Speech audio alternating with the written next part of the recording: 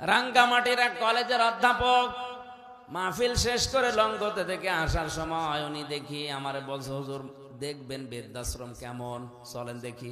যে দেখি কাঁদতেছে কলেজের অধ্যাপক।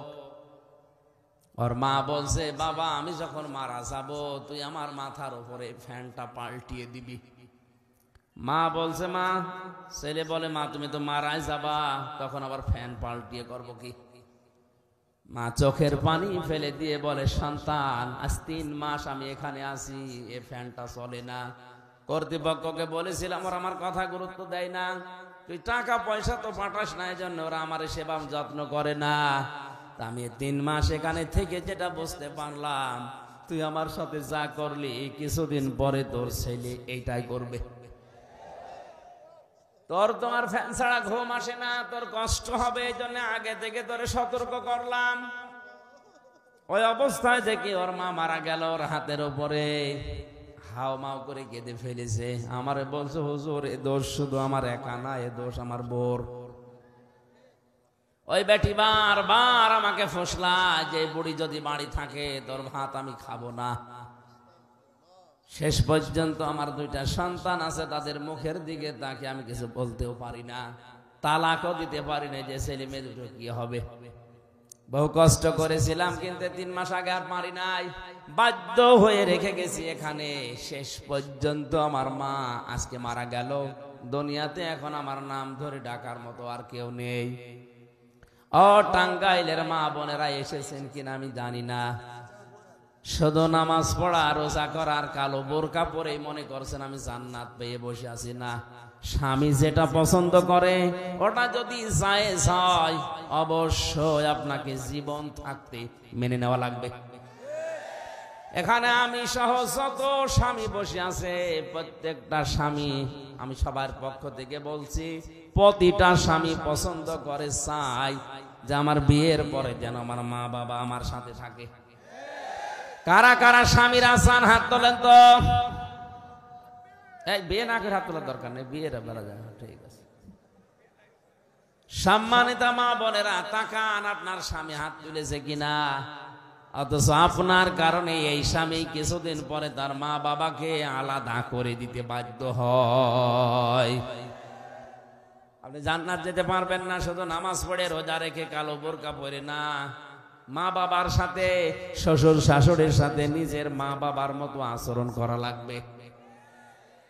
আমি জামাই একজন, আল্লাহর কসম কোরআনে কারীমকে সাক্ষী নিয়ে বলছি, আমি আমার শ্বশুর শাশুড়িকে যে নজরে দেখি, আমরা যারা জামাই আছি শ্বশুর শাশুড়িকে যেই নজরে যেই মহব্বতে আমরা দেখি, বউগুলো যদি আজ বাংলাদেশে ওই নজরে দেখতো, কোনো পরিবারে কেউ সন্তান আলাদা হতো না। আপনি মনটা উদার করেন না কেন? নবীজি জানিয়েছেন, কোন স্ত্রী যদি চায় যে তার স্বামী আরো বেশি দিন বেঁচে থাক, স্বামীর সন্তান, স্বামীর সম্পদ, স্বামীর মান ইজ্জত বেড়ে যাক, সেজন্য 2টা কাজ করতে বলে স্বামীকে। 1 নম্বরে যেন সব সময় বলে স্বামী, নিকট আত্মীয় যারা আছে, রক্তের সম্পর্ক, এদের খোঁজ খবর বেশি করে রাখো। আর মা বাবা যতদিন আছে অন্তত খেয়ে হোক না হোক তাদের সম্মান করে চলো, এটা হাদিস। অথচ আজ অনেক স্ত্রী এই 2টাই চাই না। নিজের আত্মীয় স্বজন আসলে স্বামীকে দিয়ে মরণের বাজার করায়, আর স্বামীর বাড়ি থেকে কেউ আসলে ওর আগেই মন খারাপ হয়ে যায়। এই কথা বলেন না কেন? আমার তো মনে হচ্ছে শুধু ওই কলেজের অধ্যাপক না, এখানে হাজারো সন্তান এরকম বসে আছে যারা মুরব্বী আছে, এরা ওদের সন্তান আর বেটার বোর কাছে ওই রকমই। সবে বরাতে আপনি মাপ পাবেন না, মা বাবার অবাধ্য হওয়া যাবে না। হ্যাঁ, দুনিয়া একদিকে চলে যাক, হযরত ইব্রাহিম নবীর কথা মতো কিন্তু তার সন্তান ইসমাইল বউ বাদ দিয়েছিল। এরকম সিচুয়েশন যদি হয়ে যায়, তাহলে মা বাবার মন রক্ষা করতে জায়েজ পন্থায় বউ বাদ দেওয়া যায়। কোরআনে আমি ব্যাখ্যামূলক শব্দ যত পেয়েছি সবচাইতে বেশি পেয়েছি মার বাবার পক্ষে। কোন জায়গায় আল্লাহ ব্যাখ্যা দিয়েছেন 3টা, 5টা, 7টা, 9টা, 11টা, 17টা, 21টা।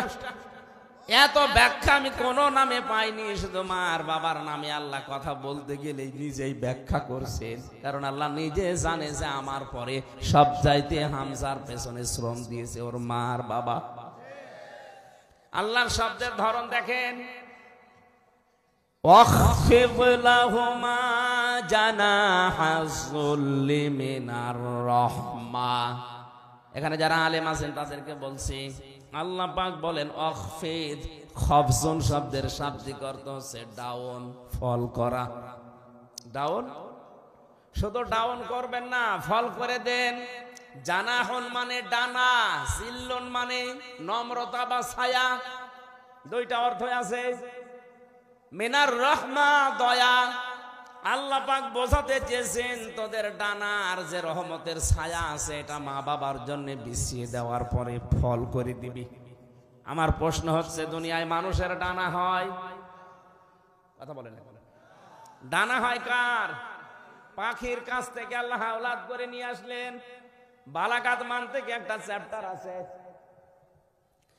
পাখির কাছ থেকে আল্লাহ ডানা হাওলাদ করে আমির হামজাকে আল্লাহ লাগিয়ে দিলেন। কেন? আমার কি ডানা নেই? আমার তো হাত আছে, হাত দিয়ে আল্লাহ উদাহরণ দিলেন না কেন? কারণ হাতের ভেতরে পর নেই, পালক নেই। পাখির ডানার ভেতরে পর আছে, পালক আছে, যেটা মোলায়েম, নরম, সফট, কোমল। কথা বলে না কেন? পাখি শুধু ডানা এভাবেই করে না, ডাউন করার পরে ফল করে দিতে পারে। তখন ওই বাচ্চারা ওর নিচে গিয়ে চিচি করে আওয়াজ দিয়ে একটা অনির্বচন সুখ অনুভব করে।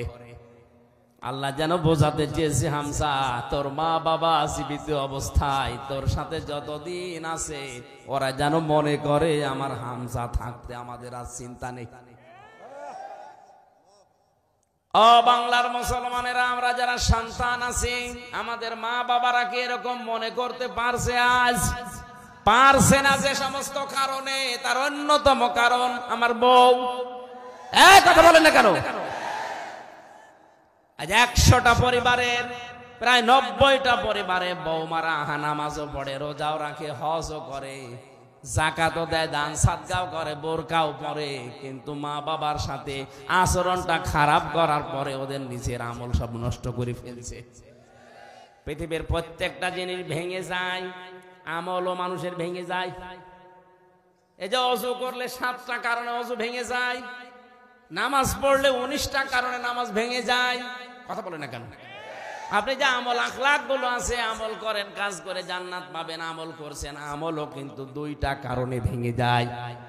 নবীজি বলেছেন, কোন মানুষ যদি এই চিন্তা করে যে আমার আমলগুলো কবুল হচ্ছে কিনা আমি দেখতে চাই, সে যেন লক্ষ্য করে তার আচরণ মানুষের সাথে কেমন। তার আচরণটা যদি ভালো হয়, মুআমালাত মুআশারাত যদি ভালো হয়, সে যেন বিশ্বাস করে নেয় যে আমার পেছনের এই ইবাদত কবুল হয়ে গেছে। জোরে বলেন সুবহানাল্লাহ। নবীজি বলেছেন কোন সময়?